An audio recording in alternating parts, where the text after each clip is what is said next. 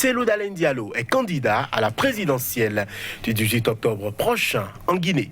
Chef de file de l'opposition, cette candidature est naturelle, a priori, mais à y voir de plus près, elle soulève quelques incompréhensions et réactions au sein même de l'opposition politique. Membre du FNDC, le Front National pour la défense de la Constitution, l'UFDG, parti du chef de file de l'opposition, avait occupé les rues depuis l'année dernière pour demander l'abandon pur et simple du projet constitutionnel du président Alpha Condé et appeler au boycott en cas de candidature de ce dernier à un troisième mandat. Mieux, l'UFDG a appelé au boycott du dit référendum en même temps qu'il a boycotté les législatives couplées à cette modification constitutionnelle. Pourquoi décider maintenant de participer à cette présidentielle censée légitimer la volonté de troisième mandat? Cette décision participe-t-elle d'une stratégie du parti d'opposition? C'est en tout cas une décision qui soulève incompréhension auprès des autres leaders de l'opposition, l'ancien Premier ministre Lansana Kouyaté ou encore Sidia Touré, le leader de l'Union des forces républicaines, ont tour à tour émis des réserves vis-à-vis de cette stratégie de Cellou Dalein Diallo Guinée, scrutin présidentiel du 18 octobre. Cellou Dalein Diallo candidat, une caution au troisième mandat d'Alpha Condé. La question sera posée à nos invités du jour. Bonjour et bienvenue.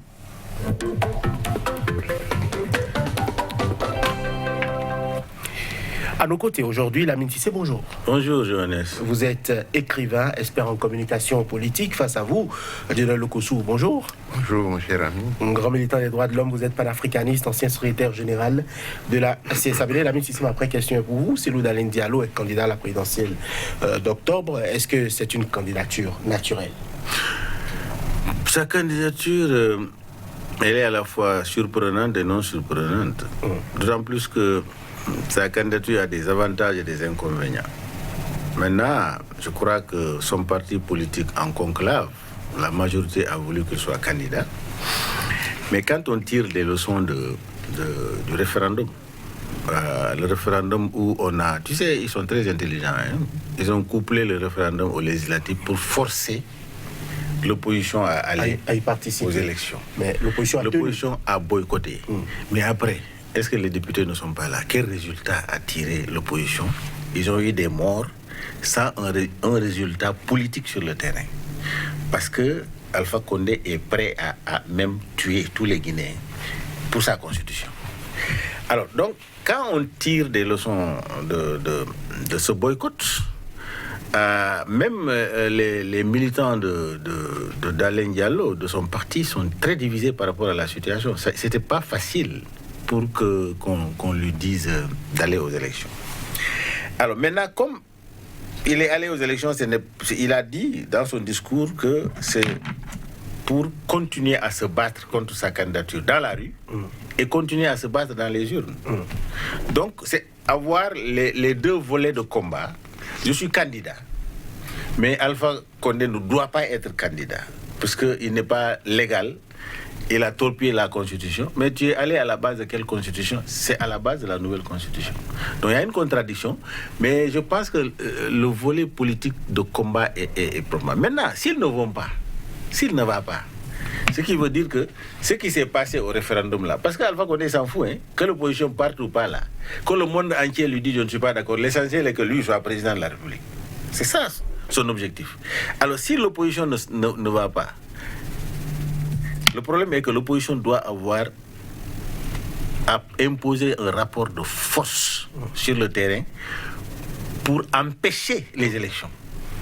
Et quand on va amener ce rapport de force et empêcher les élections, il y aura des centaines et des milliers de morts, j'en suis sûr. Parce qu'Alpha Condé, cette armée-là, est habituée à tuer les gens dans la rue. Alors, Dieudonné Lokossou, est-ce que la politique du boycott, est-ce que cette politique-là n'aurait-elle pas été, je dirais, plus logique dans ce cas-là? Parce que je rappelle que le chef de file de l'opposition a mobilisé contre toutes les étapes qu'il y a eu avant d'aboutir à ce scrutin-là. Le président Condé est candidat, mais contre toute attente, on va le dire, puisque l'opposition même est divisée. Cellou Dalein Diallo lui-même se présente à ce scrutin-là. Bon, nous sommes en face d'une vaste escroquerie, une grande tricherie, Et moi, je ne vois pas le lien qu'il y a entre le combat sur le terrain et le combat sur le terrain me semble permanent. Mais les unes, c'est une journée où toutes les tricheries, toutes les magouilles peuvent être faites. Parce qu'il faut qu'on soit logique. Vous ne pouvez pas boycotter quelque chose. On a charcuté des gens, on a tué des jeunes. Des dizaines. On a versé du sang humain pour une ambition d'un homme qui était de la gauche démocratique, qui a combattu un régime que les Occidentaux poussaient à un moment donné à la dictature. Sékou Touré n'était pas dictateur au début. Il n'a pas voulu verser dans le populisme africain, enfin faire ce que De Gaulle voulait. Et ils ont commencé par lui créer des problèmes. La monnaie qu'il a créée même, ils ont créé la monnaie, contre-monnaie, pour étouffer ce monsieur-là. Et il a déjoué plusieurs complots avant finalement de céder à ces derniers jours. Alors, lorsque je prends Cellou Dalein Diallo, il incarnait pour moi une vraie opposition. Bien qu'il ait collaboré avec un autre dictateur, le général André Conté.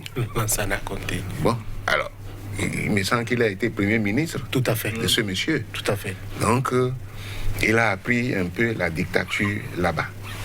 Et c'est ça qu'il a voulu transposer aujourd'hui sur son terrain. Et les militants, ces militants, les rares militants qu'il a réunis, c'est à main levée.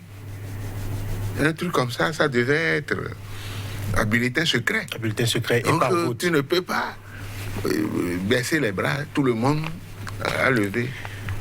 Donc c'est une dictature qui veut remplacer une autre. Mais ça là, il ne peut pas, le peuple ne peut pas le suivre. Parce que à partir du moment où l'opposition est divisée, je ne vois pas cette poignée de militants qu'il a. Est-ce que c'est cette poignée-là qui ira voter massivement contre? C'est qu'ils sont en train de préparer encore un autre génocide. Parce que Alpha Condé va mettre tout ce qu'il y a en ses pouvoirs pour sortir du jeu. Contre vents et marées, il va réussir. Et lui va contester, il va demander maintenant à la population de se mettre dans les rues. Mais il ne sera pas suivi. Donc c'est un risque qu'il est en train de prendre. Et je ne peux pas concevoir ça, quoi.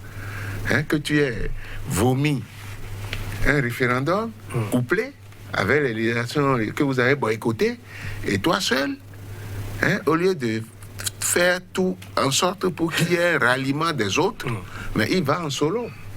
Il joue avec le feu. Et s'il ne sait pas faire, l'autre peut aussi l'assassiner.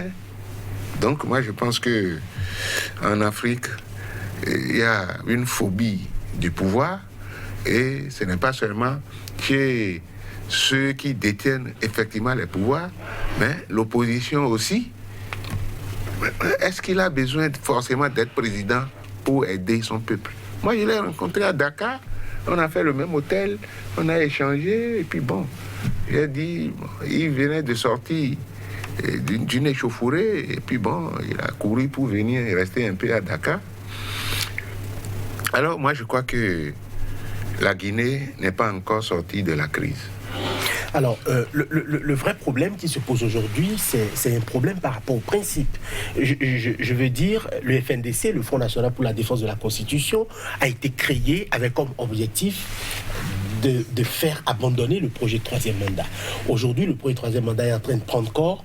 Le FNDC a promis retourner dans les rues pour des manifestations décisives afin d'emporter le régime du président Alpha Condé. Mais aujourd'hui, l'un des poumons de ce FNDC-là décide d'aller en solo aux élections, alors même que dans les tests du FNDC, tout candidat ou toute personne qui veut être candidat aux élections présidentielles est automatiquement exclu du FNDC. Voilà. Dans ce schéma-là, on a l'impression que Cellou Dalein Diallo est en train de se saborder lui-même. Oui, parce que vous savez, moi je dirais la stabilité même. Cellou Dalein Diallo, pour moi, il incarne la stabilité jusqu'à présent. Hein, parce que les premières élections, le deuxième tour qui s'est organisé après 6 mois, il était crédité presque de la victoire. Mais il a accepté pour la paix. Ça aurait été un Lamine Cissé, peut-être je dirais non. Ça là, c'est du vol flagrant parce qu'il a des alibis et des éléments qui lui permettent de dire non, de contester. Mais il a accepté pour dire nous sommes dans un processus de démocratisation. Quand même, essayons-le, laissons-le gouverner et ensemble nous allons essayer de parfaire le processus électoral. Mais ça n'a pas été fait. Jusque-là, pour moi, c'est là où on l'a tiré. On a tiré sur lui dans le stade. C'est le président Wade qui l'a extirpé pour aller le soigner à Dakar.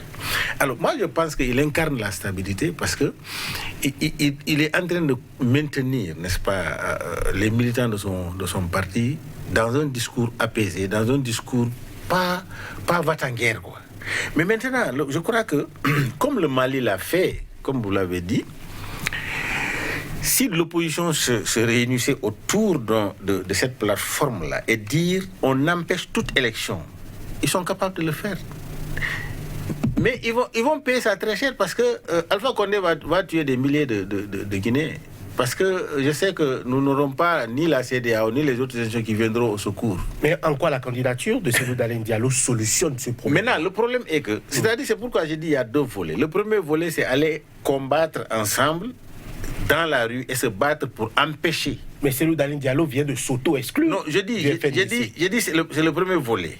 Mais ce premier volet aussi a des conséquences. Les conséquences, ils vont tuer assez de Guinéens. Et jusqu'à présent, même si le deuxième volet, on n'est pas acheté, ce deuxième volet que Cellou Diallo est candidat aujourd'hui, ça va permettre, n'est-ce pas, à cette candidature de démasquer toute la fraude organisée aussi. Parce que le fait qu'il participe aux élections a des avantages et des inconvénients. L'avantage que je suis en train de dire, l'avantage est que Alpha Condé va être mis en difficulté. Leur système de fraude va être mis à nu. Et au finish, les résultats vont être contestés. Le combat peut toujours continuer. Donc stratégique. Oui, c'est stratégique. Le combat peut toujours être continué dans la rue pour dire voilà les fraudes, voilà ce qu'il a fait. Il n'est pas élu, il n'est pas légitime. Ça peut être toujours sur le terrain. Alors c'est pourquoi j'ai dit, sur les 2 volets, ce qui m'inquiète, c'est qu'il n'y a pas une harmonie entre les principaux opposants dans ce sens-là. Si, il devait y avoir une harmonie. Cellou Dalein Diallo, avant d'aller en conclave avec son parti, il devait avoir un conclave avec Kouyaté, etc., pour avoir un même point de vue avant d'aller. Et dire, bon, dans ce cas où il y a un plan A, s'il y a un plan B, qu'est-ce qu'on va faire? Et s'entendre d'abord avant d'aller. Mais il n'est pas trop tard, je crois qu'ils peuvent toujours engager, n'est-ce pas, ce dialogue, parce que le dialogue ne peut pas être rompu, d'autant plus qu'ils ont le seul dénominateur commun, c'est Alpha Condé. Voilà. Alors, Cellou Dalein Diallo espère rétablir l'ordre constitutionnel en cas d'élection à la tête du pays, mais en même temps, il dénonce un fichier électoral tronqué et taillé sur mesure, une CENI et une cour constitutionnelle totalement inféodée à Alpha Condé. Pourquoi accepter de participer à des élections dans ce schéma-là, Dudel Lokosso? Je crois qu'il lui manque de réflexion, c'est la folie. Alors, je crois savoir qu'il y a 2 millions d'électeurs fictifs dont le fichier n'est pas sain. Est-ce que tous ces problèmes-là sont réglés? Absolument pas. Alors, donc, il y a une incohérence. Donc, il n'est pas le sauveur, il ne peut rien. Encore que l'armée soit à la solde d'Alpha Condé, l'armée n'est pas avec le peuple. Une armée qui est avec le peuple ne tire pas sur les manifestants. Ça là, peut-être qu'il ignore ce côté-là. Hein? C'est un grand péché. Mais ils vont payer. Ce n'est pas comme l'armée malienne. L'armée malienne est avec le peuple malien. Et Ibeka est seul. La CEDEAO a beau crier, mais le jeu est fait. C'est parti pour 3 mois aux soins, dit-on. Alors, donc moi je pense que il ne faut pas que les citoyens créent des problèmes à leur peuple. Ils ont de l'argent, et parfois de l'argent volé. Alors donc moi je ne lui souhaite pas ça, l'engagement qu'il a pris là. Je crois que c'est un poids lourd qu'il ne peut pas supporter. Parce que quoi qu'on dise, comme il est allé en solo, mais s'il découvre même 1000 fraudes, même s'il s'entendait avec les autres, l'autre, mais, il veut. Mais les chefs d'État qui ne veulent pas partir souvent, c'est parce qu'ils ont posé des actes et ils savent qu'ils doivent rendre compte. Donc la peur fait que, bon, on est obligé de corrompre l'armée et puis mettre l'armée de son côté.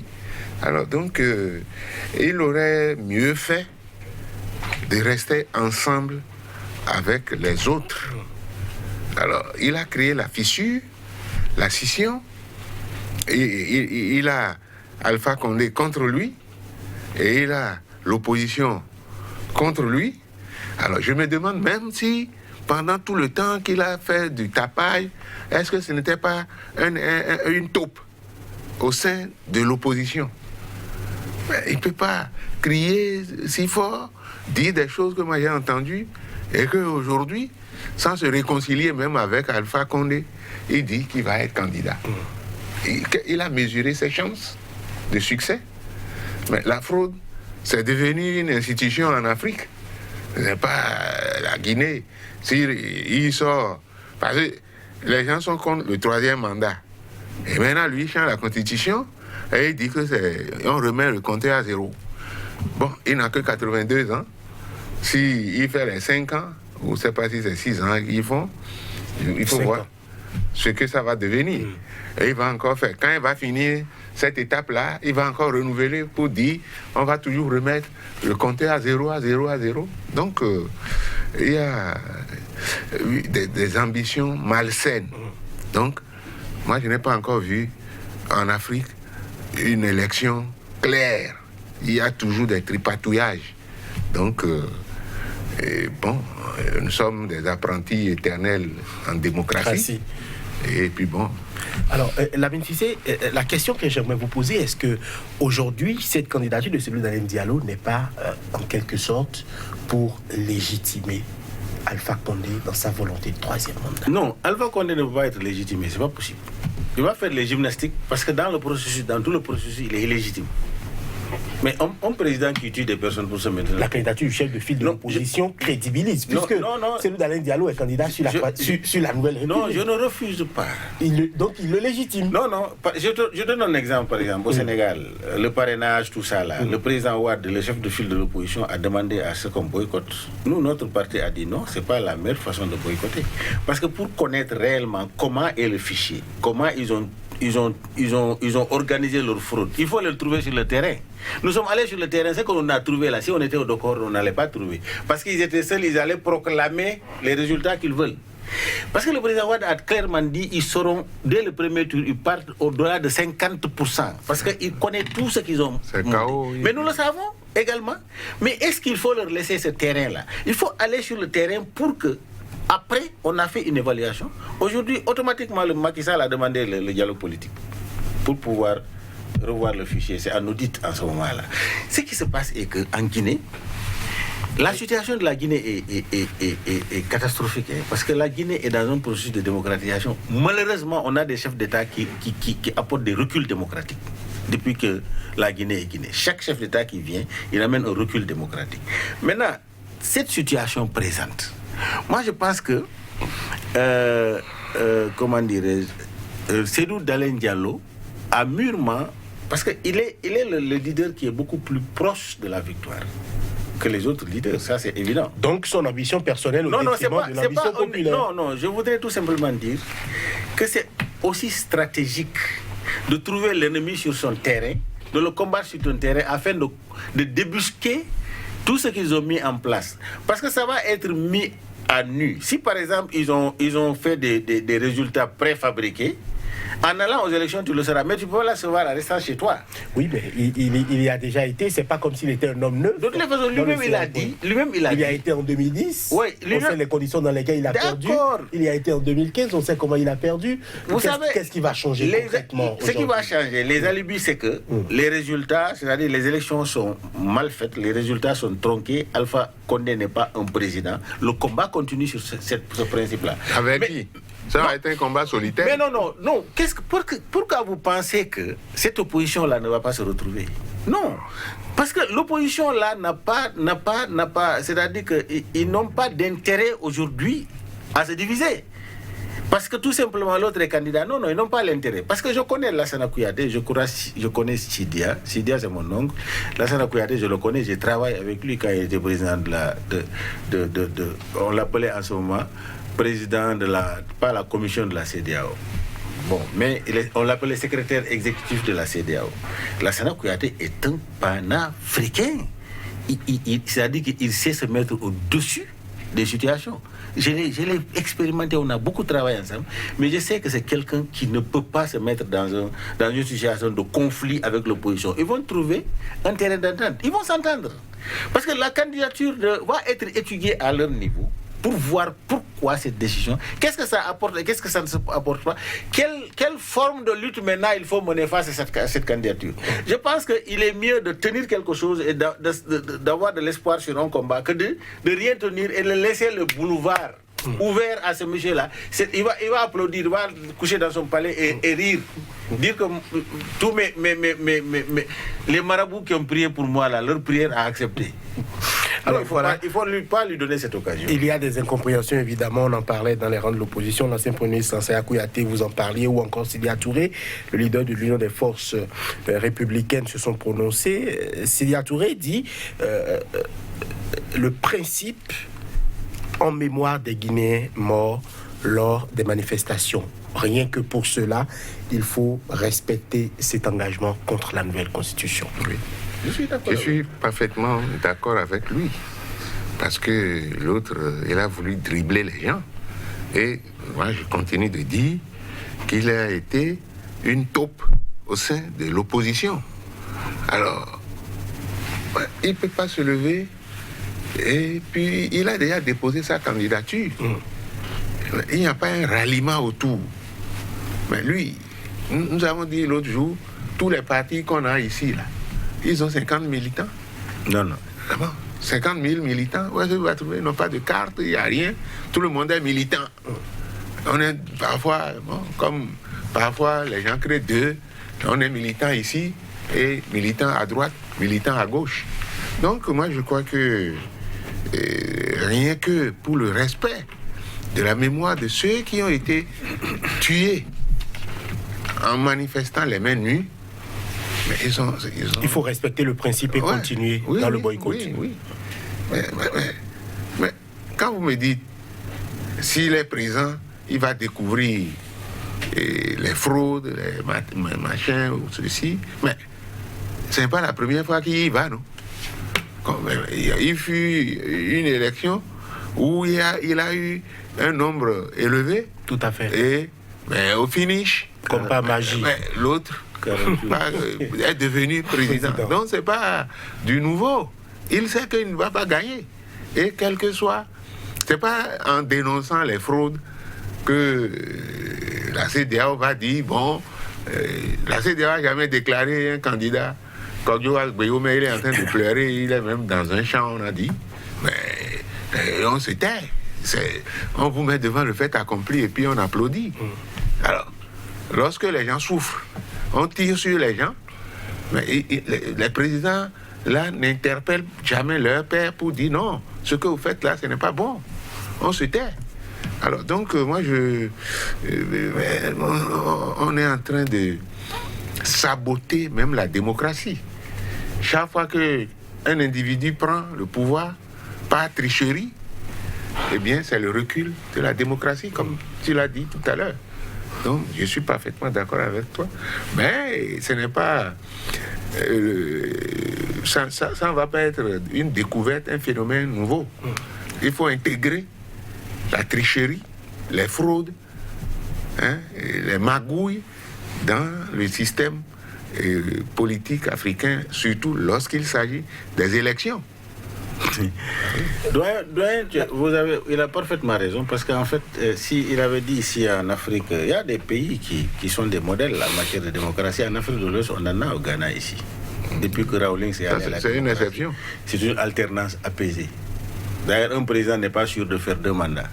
Le processus électoral est contrôlé par le peuple ghanéen. Oui, alors, je crois que c'est possible, mais les pays francophones, nous sommes dans le modèle, c'est ce qui est à la mode maintenant, c'est les coups d'État constitutionnels et institutionnels. On fabrique les lois et on utilise la justice, etc., pour arracher au peuple sa souveraineté. C'est ce qui se passe. C'est ce qui se passe en Guinée. Le peuple souverain, son vote n'est pas traduit dans les urnes.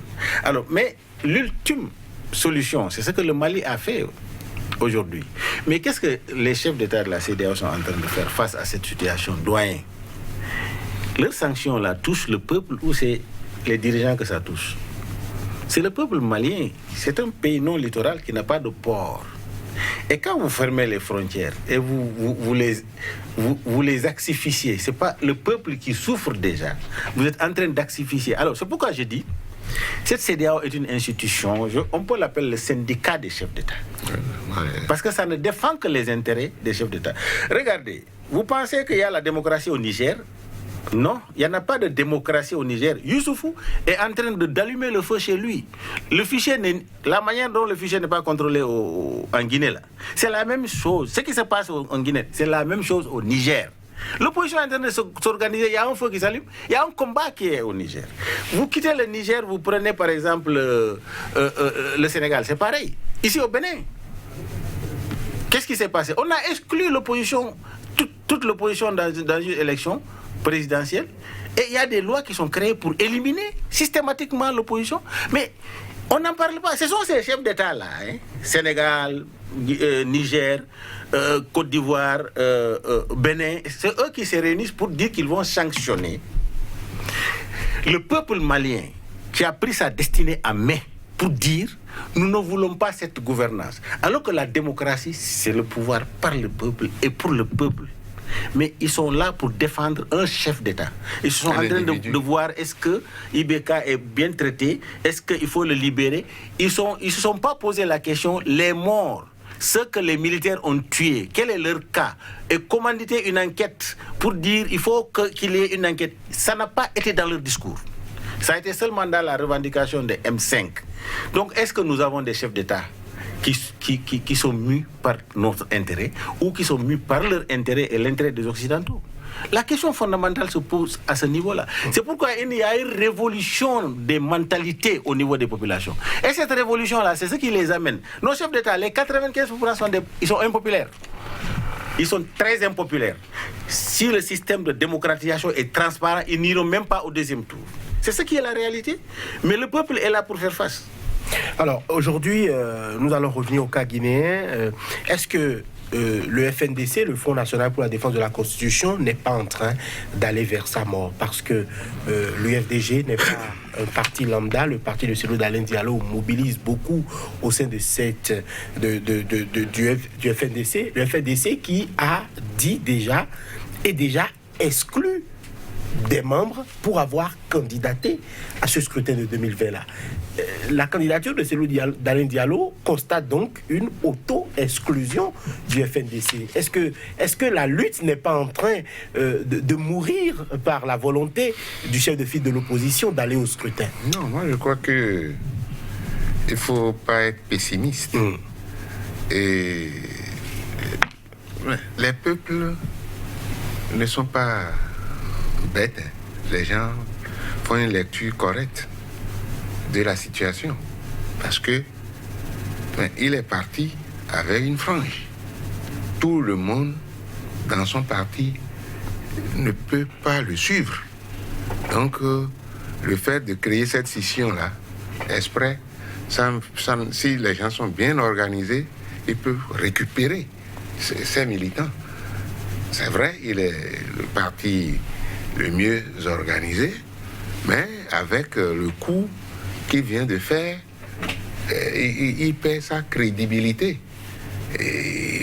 Mais c'est un dictateur qui veut remplacer un autre dictateur qui est plus rusé, qui a eu le goût du pouvoir, hein, donc pas d'autres manœuvres souterraines. Alors, donc moi je dis que c'est un pari risqué. Il ne pourra pas réussir. Mais les gens, la CEDEAO a un principe dans leur truc additionnel là. Le protocole additionnel. On a dit que c'est 2 mandats. Mais des gens ont fait 4 mandats. Des gens sont dans leur 3e mandat en remettant le compteur à 0. Et c'est eux qui vont aller juger les Maliens. Toi, tu n'es pas à jour. Tu as violé les principes qui gouvernent l'institution. Et tu vas maintenant faire le procès pour dire, et on leur donne jusqu'au 15 pour nommer. C'est eux qui ont fait le coup d'État. Mais si le type il est impopulaire, quand les militaires sont allés le chercher, mais s'il était si populaire, s'il était si démocratiquement élu, c'est le peuple qui fera barrage. Au contraire, les gens dansaient. Moi-même, j'ai dansé dans ma chambre parce que je les soutiens. Ah oui, une dictature doit être balayée. Alors, donc, je crois que on ne peut pas dire que son auto-exclusion signifie la fin de la mobilisation de FNDC. Alors, oui, par rapport à la mobilisation, est-ce que selon vous... Non, c'est ce que je vous ai dit. J'ai dit, ces opposants-là, c'est des opposants qui sont suffisamment responsables. Franchement, je pense que... je crois que problème, devant une situation concrète, c'est des stratégies concrètes qu'il faut adopter. Le dialogue ne sera pas rompu parce que si le dialogue est rompu, c'est à leur perte à eux tous. Personne n'y gagne. Aujourd'hui, par exemple, le parti de Kouyaté et le parti de Touré, s'ils avaient peut-être opéré à la même chose, aller à la base à leur parti pour leur demander est-ce qu'on doit être candidat, peut-être que les militants vont les confondre pour leur dire il faut être candidat. Peut-être, j'ai dit. Bon, mais ils ont décidé entre militants pour dire il ne faut pas aller, il faut boycotter. Alors, donc lui, il est allé demander à sa base. La base a dit non, il faut y aller. Bon, je crois que ils sont suffisamment responsables pour aller. Moi, je ne suis pas pour le boycott, moi. Quand vous me demandez mon point de vue, moi, je ne suis pas pour le boycott. Quelle que soit la dictature, le boycott, on paye cash. Parce que le boycott, c'est de dire à la personne, fais ce que tu veux. Et tu n'as pas les instruments de mesure pour savoir ce qu'il a fait. Mais quand tu vas le suivre dans son terrain, sur le terrain, tu connais les instruments de mesure de sa tricherie. Et ce sont ces tricheries-là que tu mets en exergue pour dire tu n'es pas légitime, tu n'es pas président. Et le combat ne fera que commencer en ce moment-là. Mais tu as refusé d'aller aux élections, tu vas mener quel combat finalement? Alors donc, votre constitution, je le rejette. Mais moi, je suis candidat. Mais toi, tu ne dois pas être candidat. Tu es candidat, on va sur le terrain, je sais que tu vas voler, tu vas tricher, mais je vais te trouver sur ton terrain pour prouver à l'opinion internationale, au monde entier, que c'est de la tricherie. Et là, mon combat ne fait que continuer. C'est pourquoi Dalin Diallo a dit qu'il va se le faire sur les 2 jambes. La jambe de combat et la jambe de participation aux élections. Et aller ensemble. Donc, on va voir ce que ça va donner. Mais moi, je pense que Kouyaté et Touré ne vont pas à la base de cela dire qu'il faut arrêter. Ils vont faire quoi finalement? C'est pour dire cautionner cette division de l'opposition qui arrange. Donc la mobilisation continue avec ou sans Cellou Dalein Diallo. Mais quand même, quand on dit mobilisation, Cellou Diallo, sans mobilisation, sans Cellou Diallo, ça va atteindre quel objectif? Parce que déjà, il est dans le cadre de la mobilisation. Il a dit nous allons continuer la mobilisation. Malgré qu'il est candidat, il dit qu'ils vont continuer la mobilisation. Il va appeler ses militants à mobiliser pour barrer la route à la candidature de... Parce que lui dit, eux, ils doivent être candidats, mais c'est l'autre qui ne devait pas être candidat. Donc, il conteste sa candidature. Il conteste les conditions dans lesquelles les élections vont se dérouler. Mais alors, il cautionne. Non, mais c'est-à-dire que... il cautionne. Non, c'est-à-dire que si la rue parvient sincèrement à imposer les rapports de force, mais quelle élection va être organisée? Il n'y aura même pas d'élection. Maintenant, il faut qu'ils soient stratégiques entre eux. Il faut qu'ils se comprennent que l'objectif que nous faisons dans la mobilisation, c'est d'empêcher ce monsieur-là d'être candidat et d'empêcher d'organiser les élections dans les conditions tout en étant candidat. C'est stratégique également. Vous avez vu comment il a annoncé sa candidature? Qui c'est? Le président actuel. Alpha Condé. Alpha Condé, c'est un directeur de la télévision qui est militant aussi, un fonctionnaire militant, qui a lu dans un premier temps. Et il faisait semblant, je le voyais derrière les gens, il faufilait, c'est après que lui-même, il a confirmé parce que les gens commençaient par le critiquer. Alors donc, il sait qu'il est en train de pécher contre son peuple. Mais si on ne paye pas ça ici, on paye ailleurs. Non, c'est pas leur problème. Eux, ils n'ont qu'à mourir seulement. Alors, aujourd'hui, nous avons 8 candidats, avec l'arrivée de celui d'Alain Diallo, qui est donc le 8e candidat déclaré à cette élection. 8 candidats pour un scrutin censé constater une nouvelle république. Un commentaire? Mais peut-être que lui aussi, il a ses candidats dans sa poche. Il a des candidats bidons. Donc, on ne peut pas mobiliser les gens, à moins que ce qu'ils aient eu à faire, que cela n'ait pas porté. Et ça a été peut-être un constat d'échec. Et maintenant, il dit, bon, on va aller. Et lui-même, il peut avoir, parmi les 8, il peut avoir 4 candidats. Si on doit aller au second tour, bon, mais qui va suivre? L'opposant qui est opportunément un candidat opportuniste, qui va le suivre. Donc, il a ouvert le boulevard pour l'autre, tel que le dit mon ami, que c'est pour voir, mais il a déjà vu 2 fois. Est-ce que ces exemples-là, les 2 exemples-là ne suffisent pas pour qu'il prenne des dispositions pour dire, cette fois-ci, on ne va pas le rater. Donc, moi, j'ai des inquiétudes pour ce peuple-là. Donc, c'est un peuple, un vaillant peuple. La Guinée qui a ouvert la voie pour les indépendances, qui a dit non, qui a osé dire non au général de Gaulle. Il a arraché l'indépendance. C'est dans le combat qu'il a. Les autres, ils ont accepté. On a voté oui partout. Les oui se sont alignés comme les poussins derrière la poule. Alors, c'est-à-dire que l'élément que tu viens de dire tout à l'heure là, c'est important. Parce que si le candidat Diallo, Kouyaté et Sidia ne sont pas candidats, les ténors de l'opposition, il y aura quand même des candidats. Et ces candidats fantoches souvent se montés par le pouvoir. C'est pour légitimer la candidature de Alpha Condé. Et au finish, ils vont aller aux élections, les autres vont dire, nous reconnaissons notre défaite, on félicite le président élu. Sur l'opinion internationale, va dire, ah mais il y a eu la démocratie quand même, parce qu'il y a eu de l'opposition. Parce que d'autant plus que l'opposition, pour eux, il faut être candidat, il n'est pas seul à être candidat. Mais si Diallo, venant les trouver dans ce schéma, perturbe le schéma. Forcément, il va perturber le schéma.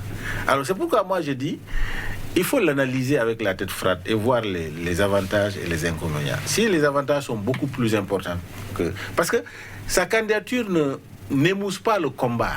Oui, mais il ne s'agit pas seulement... pas fait au combat. Il ne s'agit pas seulement de participer. Ce n'est pas les jeux du machin où dites, les Olympiques ont dit l'essentiel est de participer. Non. Mais il doit avoir un objectif. Oui. Ouais. C'est ce que je suis en train de dire. Vous avez dit les fois dernières, il a essayé, mais il a accepté la fois dernière. Mais cette fois-ci, il va essayer pour ne pas accepter. Parce que dans leur objectif, c'est de refuser tout résultat qui viendra de ces jeunes-là. Si c'est Alpha Condé qui gagne, de le refuser. Ça c'est une stratégie de combat. Mais il faut déjà participer avant de refuser. Ne pas participer et refuser. Participer et refuser est encore beaucoup plus plausible et encore beaucoup plus crédible que ne pas participer et refuser. Si les autres ont participé et toi tu n'as pas participé, quel refus tu feras? Parce que tu n'as pas été acteur, tu n'as pas été à la compétition. Mais quand tu es à la compétition et tu déniches les éléments qui te donnent des preuves de dire ce monsieur-là, mais tu peux continuer à combattre Alpha Condé jusqu'à ce qu'on a vu au Mali se fasse. Si Alpha Condé veut jouer au malin, il peut récuser sa candidature. Qui c'est? Parce qu'il n'a pas participé au référendum sur la nouvelle constitution. Non, on est libre de participer ou de ne pas participer. Non. Parce que même le référendum, moi je préférerais même qu'il aille dire non. Qu'il mobilise des gens pour le non.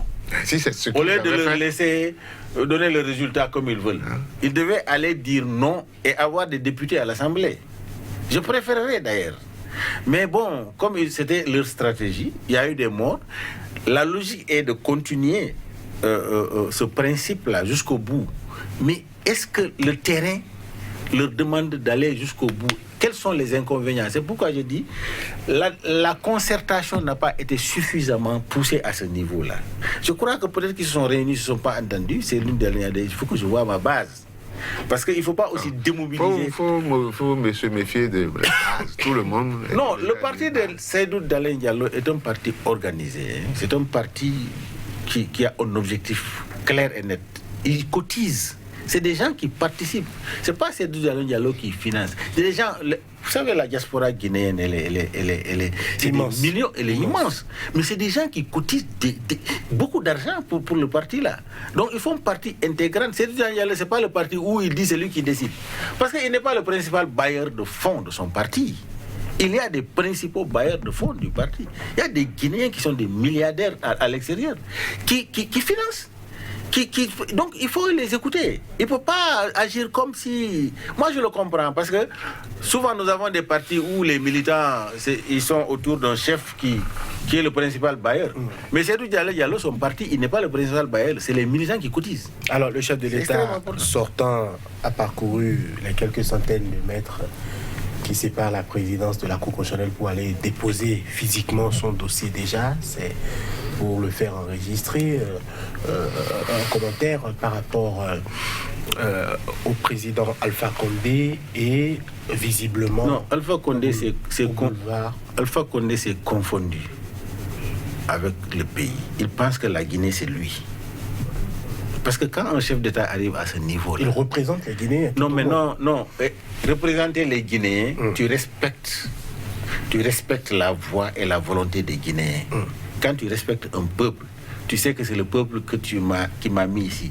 Tu acceptes d'être au service de ce peuple-là. Mais lui, il se confond à la Guinée. Lui, il pense que la Guinée, c'est lui.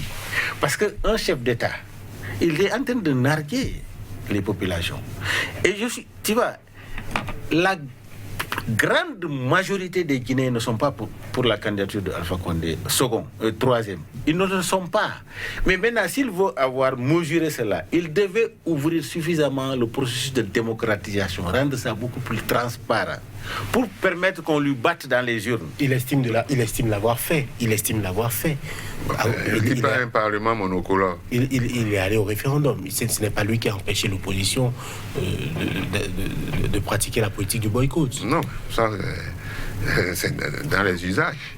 Donc, en Afrique, on trouve toujours des motifs pour dire que c'est l'opposition qui a refusé. Si vous ne créez pas les conditions objectives, rassurantes pour l'opposition, mais elle ne peut que faire poser les actes que les amis guinéens ont posés.